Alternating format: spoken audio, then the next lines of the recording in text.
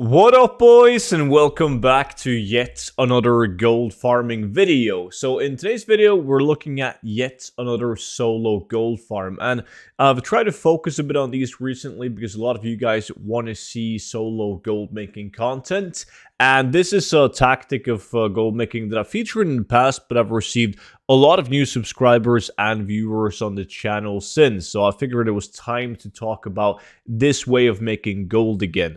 Now, before we do so, I do want to mention that you guys can still get 50% off on the 0 to 10 million gold guide. It's basically a book that I made almost 2 years ago now, and I've been updating it ever since. So it features all of the best ways that I personally use in order to make multiple gold caps. And the best part about the book is the fact that it gets constantly updated. So whenever a new patch like 925 comes out, or even a new expansion like Dragonflight comes out, I'm updating the book for free to everyone that has already purchased the book. So make sure to check it out down below in the description and pinned comments.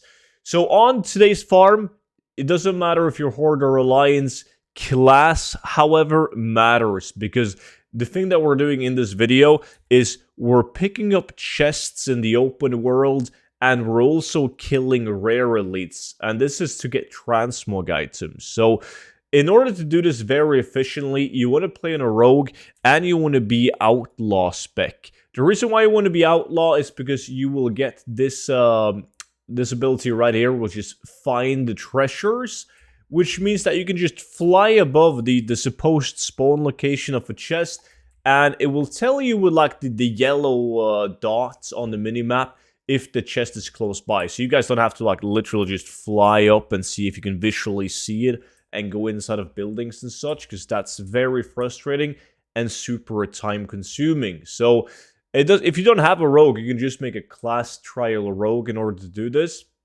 So once you have the rogue ready, you need some add-ons in order to do this efficiently. Number one add-on is Gathermate, that will show you the location of all of the chests, right? So once you've downloaded Gathermate 2 and Gathermate 2 data, you can go on to import, and then you can literally import all of the chest spawns that's in the game, right? You can go on filters and go on treasures, so you can just select all the treasures in the game, and they will pop up on your minimap and your map. So you do need to download Gathermate 2 and then Gathermate 2 data, which you import into Gathermate 2. Now, in order to see the rare elites, there's a lot of add-ons for that. I personally use NPC scan. It's super smooth, and it will detect the rare elites from very far along, and it will pop up in the middle of your screen. You can click on it, and it's gonna like even mark the rare elite with a skull. It's super easy to find the rare elites. Now, keep in mind though that when you do have NPC scan, you can click on the elites and you can see the path that they walk on, because they can spawn in different locations and they patrol usually. So clicking on it will give you like the entire patrol path and the different spawn locations. So obviously, let's say that you kill this guy Ukrek at this location right here. There's no point in checking his location up here or down here, because once you kill him, he's not going to be in any other locations. And similar when you're picking chests, right? So let's say you're in Netherstorm and you find a chest spawn around Monaforge Benar. If you do, there's not going to be another one up in Monaforge Benar, so you might as well just go to Arklon Ruins, and if you pick one of these, the other one won't be up. And then you go down to Monaforge Duro, same thing. You pick a chest and it's gone, because whenever it respawns, it has a chance of spawning at like a handful of different locations in the area, and once you pick that one, you're gonna have to wait until it respawns. There can't be multiple chests up in a small area like this one. So how good is it, right? It's super RNG, because when you kill the when you kill the rare elites, most of them have like unique items to them. But when you pick chests, there's items that's worthless and items that are worth a lot of gold. So, and even when you get the items, so like how much you will be able to sell them for depends on your realm. And if you play in a full pop, a low pop, it's still transmog items, and transmogs, they do take a while to sell.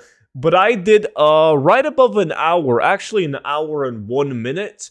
And I checked out every single TBC zone. Like, I started in Turukar Forest, flew into Nagrand, and then I went up to Sangamarsh, Blade's Edge, Netherstorm, and then I flew down to Hellfire, and then further on to Shadowmoon Valley. And I did at least I checked for every elite and checked for every chest. And the route took me 1 hour and 1 minute.